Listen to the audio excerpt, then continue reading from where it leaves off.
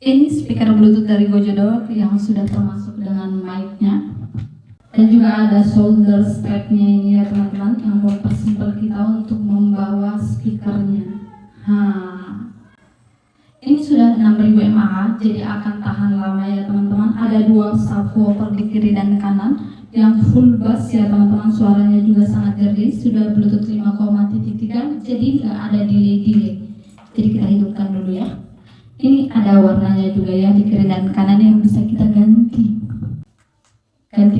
Jadi kita bisa sesuaikan dengan musik kita. Di sini juga ada tombol-tombol yang bisa kita gunakan. Ada tombol menaik turunkan, ada tombol play, ada tombol equalizer, kan? Dan ada juga itu tadi yang untuk mengganti lampunya. Di sini juga ada port yang lain. Jadi selain Bluetooth, kalian bisa juga menghubungkan speaker ini ke flash disk, ke micro SD, dan untuk kabel aux dan juga untuk mic. Kalau kalian mau menghubungkan dengan mic yang lain, selain mic yang ini. Gitu.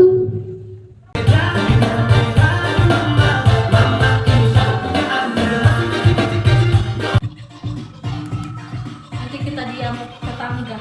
Kita cuma mau uji coba speakernya. Jadi seperti itulah kira-kira speakernya ya teman-teman. Yang bisa kalian cek di keranjangku. Ini juga bisa kalian gunakan karaokean.